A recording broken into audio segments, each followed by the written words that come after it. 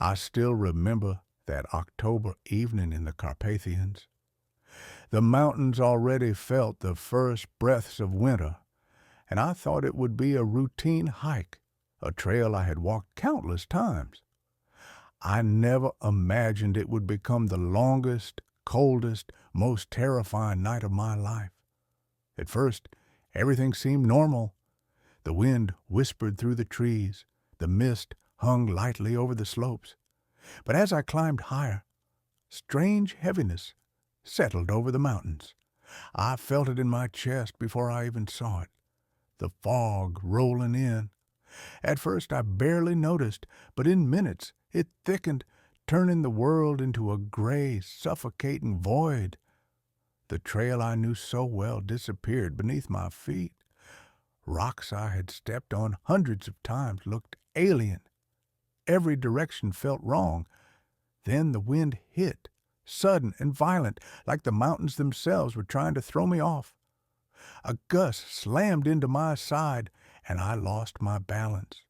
My boot hit a loose rock, it cracked under my weight, and then the ground vanished.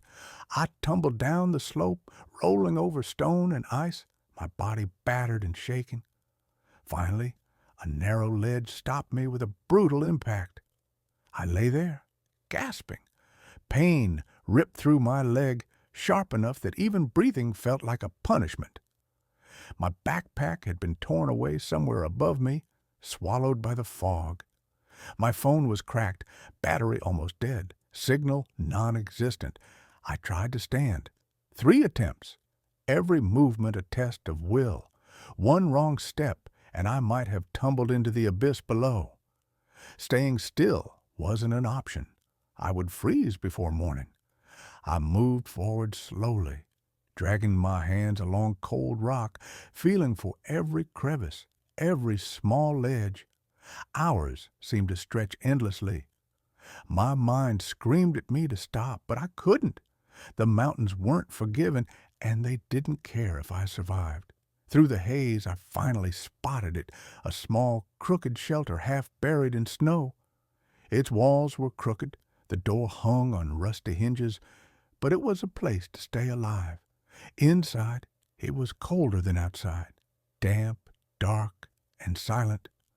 I found scraps of wood, a rough blanket, and an old metal pot.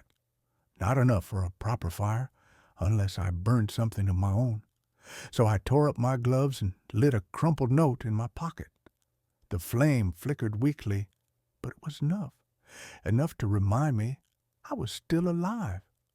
I pressed my back to the wall, listening to the wind moaning through the gaps. Every sound outside felt like footsteps. I knew if I fell asleep, I might never wake up, so I stayed awake, counting seconds, willing myself to survive. By dawn, the wind eased. At first I thought I imagined it, a low rotating hum. Then again, a helicopter. My heart leapt. Could they really be searching for me? I stumbled outside, pain stabbing my leg, and grabbed a rusty metal sheet. I lifted it toward the sun, trying to catch a reflection. The helicopter passed once, then twice. Still nothing. My hope began slipping until the third pass. The machine banked sharply and descended. They had seen me. Minutes later, rescuers pulled me aboard. Wrapped in warmth, I stared at the gray peaks, the same mountains that had tried to take me hours earlier. I learned that night something I'll never forget. People don't survive because they are strong. We survive because even in the quietest, coldest moments, we refuse to give up. But survival didn't end there. Back in the village, wrapped in blankets, I realized that the fear I had carried through the night hadn't left me. Every creak of the floor, every shadow outside the window made my heart race. I found myself replaying the fall, the ledge, the fire, over and over. Sleep was uneasy. I woke drenched in sweat, convinced the fog had followed me home. Over the next few days, I began to reflect. The mountains had shown me something about myself, about limits, and about fear, and about the will to keep moving when the world is trying to stop you. Every bruise, every sore muscle was a reminder not of weakness, but of persistence. And now, months later, when I hike again, I carry that night with me. I check every step. I respect every slope, every gust of wind. I know the mountains can take everything if you let them.